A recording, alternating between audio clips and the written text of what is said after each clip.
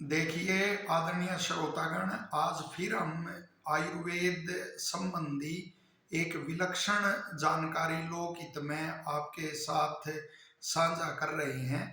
आजकल आपने देखा होगा कि जो हृदय रोग है उसका बड़ा प्रकोप है।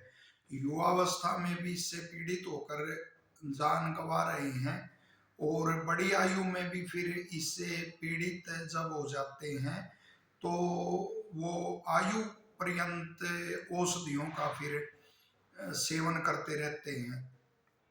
तो ऋषियों ने जो बताया कि निदान परिवर्जन ही चिकित्सा है, यानी जो कारण है किसी रोग का यदि उसे छोड़ दिया जाए तो फिर रोग नहीं होता। तो ये एक तरह से यह सिद्धांत आयुर्वेद का वरदान है। और जो आयुर्वेद के ऋषि हैं उन्होंने जो हृदय रोग है उसके जो कारण बताए हैं उनका उल्लेख कर रहे हैं। तो उसके कारण इस प्रकार हैं कि ऋषि कहते हैं कि अत्यधिक व्यायाम का करना, यानी अपनी पहले भी हमने जैसे चर्चा की है और ऋषि स्पष्ट करते हैं कि जो व्यायाम है वो आयु, बल, भोजन कैसा हमारा है तो उसके अनुसार फिर व्यायाम करना चाहिए। और जैसे कि तीन या कम से कम तीन या अधिक से अधिक 21 प्राणायाम करने का महर्षि दयानंद जी ने उल्लेख किया है, जो बहुत बड़े योगी थे और वेद के विद्वान थे, ऋषि थे। लेकिन वो देखने में आता है कि सैकड़ों सैकड़ों वो करते रहते हैं तरह तरह के प्राणायाम।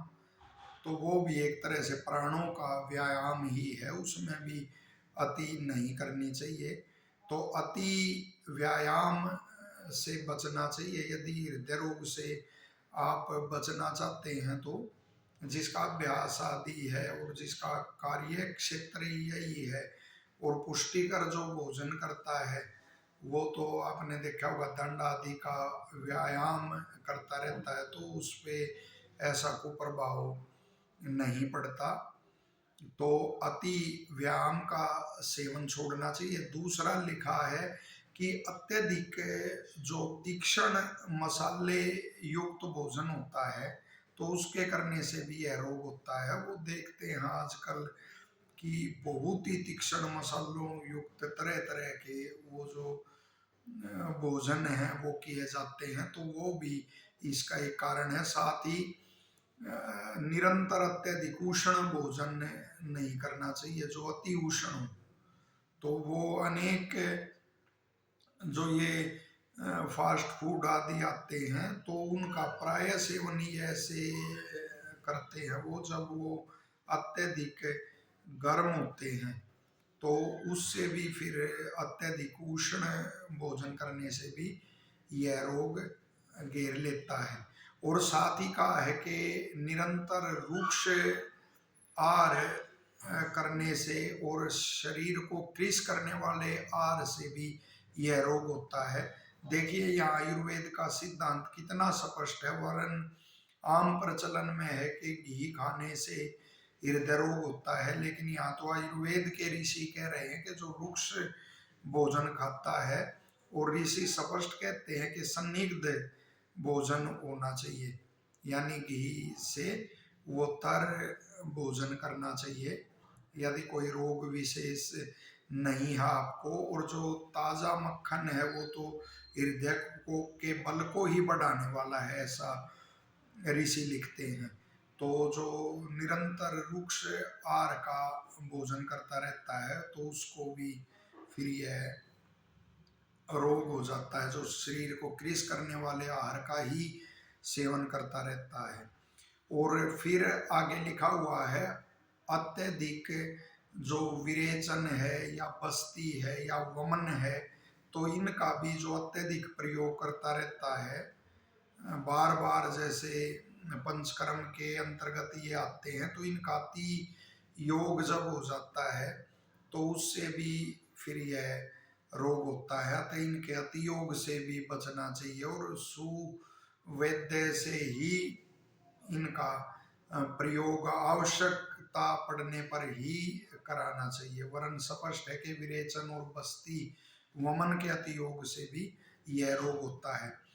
और फिर अन्य कारण लिखा है, शरीर में जब आम दोष का अत्यधिक संचय हो जाता है, यानी आम उसको कहते हैं आयुर्वेद में, और इसको रोगों का बड़ा कारण माना गया है कि जब वो भोजन ठीक से नहीं पचता, कच्चा रह जाता है, ठीक तरह से उसका रस नहीं बन पाता, तो अपक्व अन्न रस जो होता है वो शरीर में जगह जगह अपना स्थान बनाता है और फिर उससे भी यह रोग हो जाता है। साथ ही शरीर में यदि कहीं तीव्र तेज आघात लगा है, शरीर में चोट लगी है या हृदय पर आघात लगा है, तो उससे भी यह रोग होता है। और साथ ही अत्यधिक जो चिंता है या भय है, घबराहट है, तो उससे भी यह रोग होता है। और एक प्रकार का कृमिज भी यह माना गया है कि कृमियों के प्रकोप से भी यह रोग होता है। तो ये जो कारण यहाँ पर दिए हुए हैं ऋषियों ने, तो इन कारणों को छोड़कर निश्चित तौर से आप इस रोग से, जो बड़ा ही प्रकोप जिसका देखने को मिलता है, तो इस रोग से आप बच सकते हैं। और पूरी आशा है कि जो यह जानकारी है आपको अत्यधिक उपयोगी लगी होगी और लोकहित में आप इसको अवश्य शेयर करेंगे, साझा करेंगे, और ऐसी ही जानकारियां लाभदायक हम आपके साथ साझा करते रहेंगे। तो चैनल को जिसने सब्सक्राइब आपने नहीं किया है, चैनल को सब्सक्राइब करें। और हम प्रतिबद्ध हैं कि ऐसी जानकारियां लोकहित में जो दुर्लभ और विलक्षण जानकारियां हैं आपके साथ साझा करते रहेंगे।